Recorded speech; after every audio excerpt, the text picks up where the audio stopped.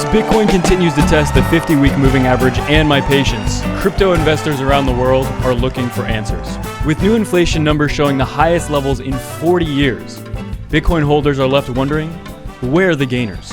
And what are the chances that we've actually finally set a bottom? I'm your host, Spencer Spitroast, and after an admittedly pretty dumpy month that has left Moon Boys crying and soiling ourselves like never before, is the pain just beginning, or is it nearing the end? So get the new channel, these absolute time-sensitive alerts as well. If you guys are interested in bonuses, make sure to check out the links below. And as well, we'll be picking the winner of a Ledger equivalent in BTC today. But to enter for the next one, just leave your comment below.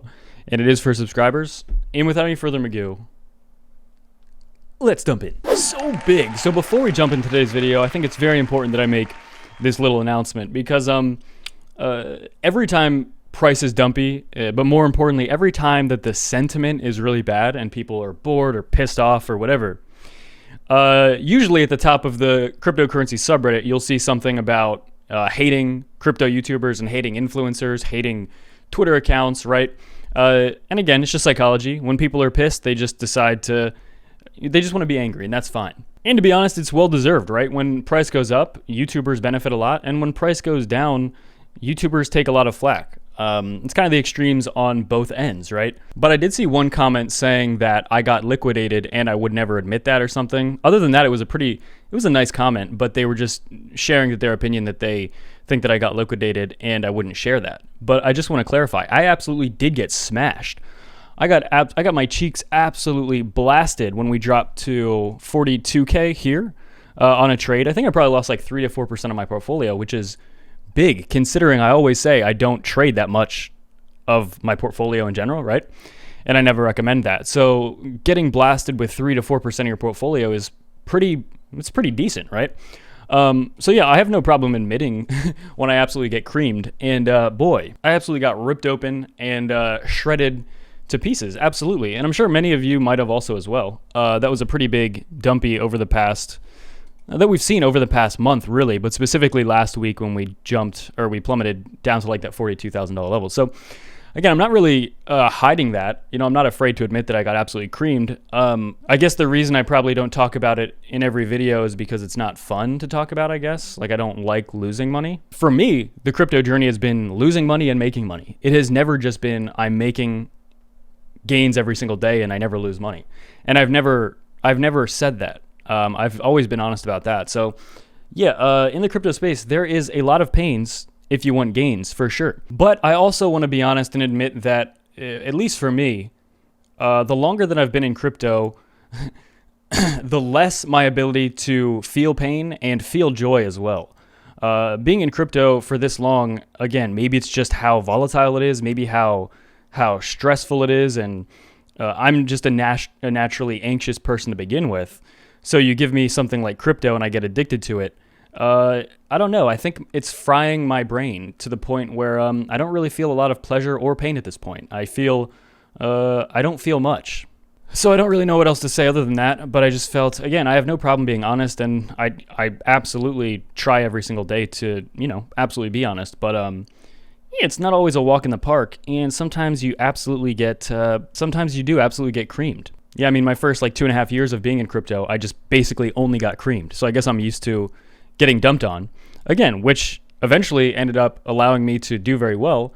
But again, if you're going to be in crypto, I mean, it's no surprise. You're going to feel a lot of pain. It's just part of the process.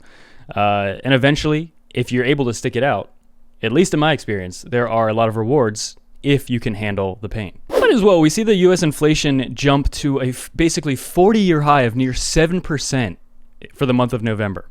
And a lot of people were expecting maybe Bitcoin to rally on this. However, Bitcoin did have a little move up to about 50K, but then was rejected again. The CPI for all items rose to 7% in 12 months through November, the highest since May of 1982, when it was about 6.9. Nice, 6.9%. Cost of living increase was in line with the average forecast of economists in a Reuters survey, but it marked a sharp increase from October's 6.2% print. Now I'm curious what December's will be, right?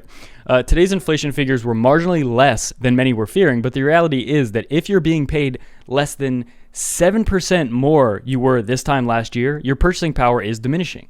Okay. If you didn't get like a 5, 6, 7% raise in the last year at your job, you're making less money. Okay. Because of inflation. Your money is worth less.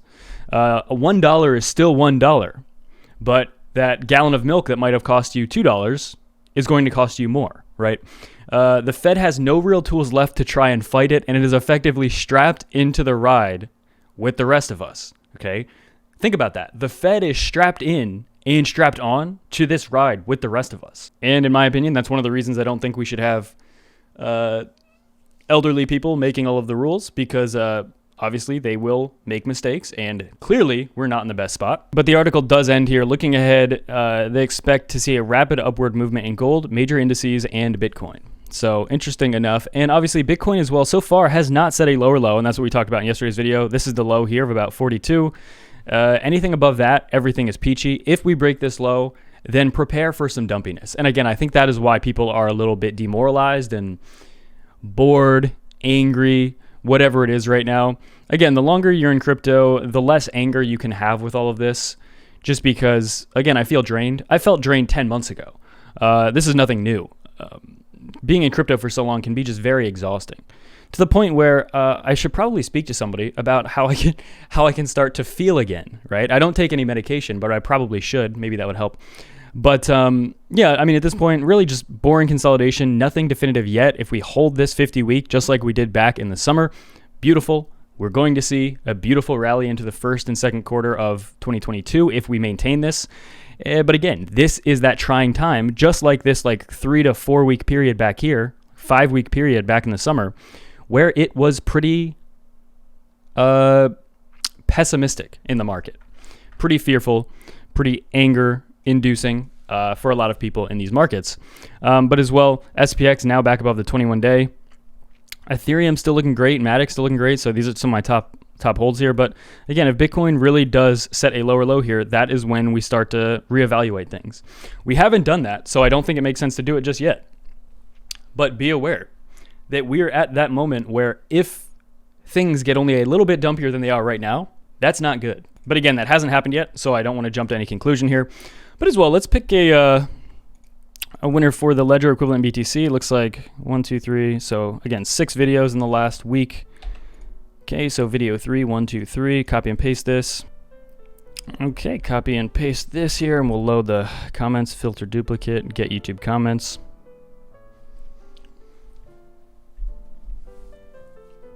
All right, 515 unique comments on that video, and we will pick the winner. Just make sure to shoot me a email and respond to your winning message. MK Magoo, absolutely awesome. That's how I know it's not a bot. So yeah, I will respond to your winning comment, and you can as well, and then we can, connect with me on Twitter, email, whatever it is. As well, guys, if you're interested in any of the bonuses, make sure to check it out below. I'm gonna reset this, so again, the timer is going again. But yeah, all you have to do is enter, leave a comment, and it is for subscribers. And without any further ado, that's for me. Baby.